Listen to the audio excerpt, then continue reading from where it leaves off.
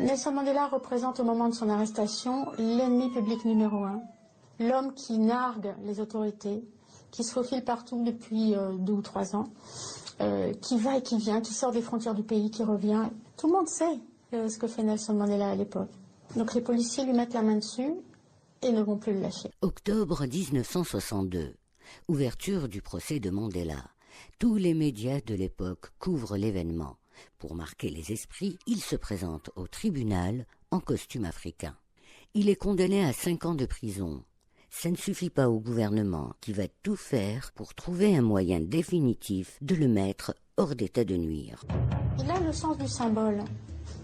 Il a le sens du symbole. Il sait que quand il se rend à son procès, avec la peau de léopard traditionnelle qu'il a tenue Kossa, il parle aux Africains et il parle aussi à ses adversaires. Il refuse l'assimilation, il refuse l'oppression, il refuse les codes. Et il a un langage d'homme libre dans une tenue d'homme libre. On va découvrir dans une autre cachette à Johannesburg, dans une ferme qui s'appelle Lilliesleaf, un plan collectif de lutte armée avec des calendriers. Et on va arrêter tout l'état-major de l'ANC dans une rafle. Et donc tous ces gens vont rejoindre Nelson Mandela en prison. La police saisit des documents qui portent la signature de Nelson Mandela. Un nouveau procès se tient alors à Pretoria. Le leader, déjà en prison depuis quelques mois, est accusé de haute trahison. Il risque la peine de mort aux côtés de tous ses camarades de lutte. Il prend la parole au tribunal. Nous avons la trace audio du discours. Au cours de ma vie, je me suis consacré entièrement à la lutte du peuple africain. Mon idéal le plus cher a été celui d'une société libre et démocratique, dans laquelle tout le monde vivrait en harmonie, avec des chances égales. J'espère vivre assez longtemps pour l'atteindre, mais si c'est nécessaire, c'est un idéal pour lequel je suis prêt à mourir.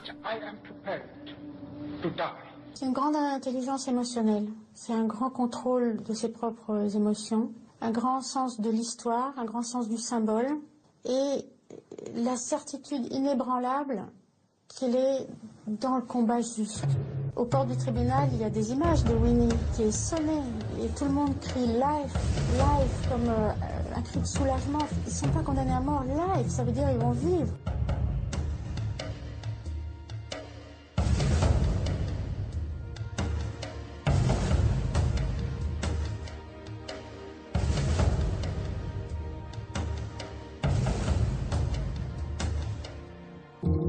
Nelson Mandela en prison lit beaucoup, il lit tout ce qui lui tombe sous la main, il écoute beaucoup, et il parle beaucoup, il partage beaucoup. Nelson Mandela, c'était un bourreau du travail. C'était toujours avec lui, étudier, étudier, étudier.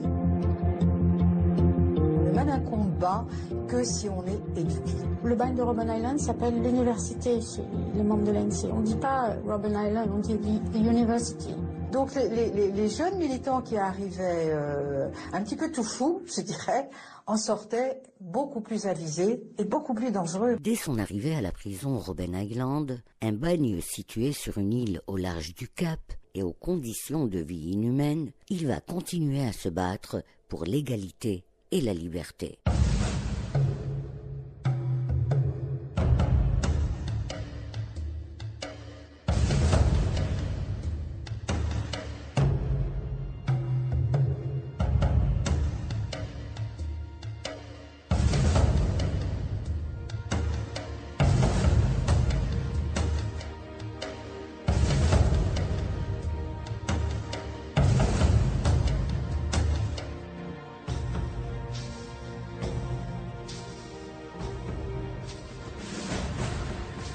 Dans les ténèbres qui m'enserrent,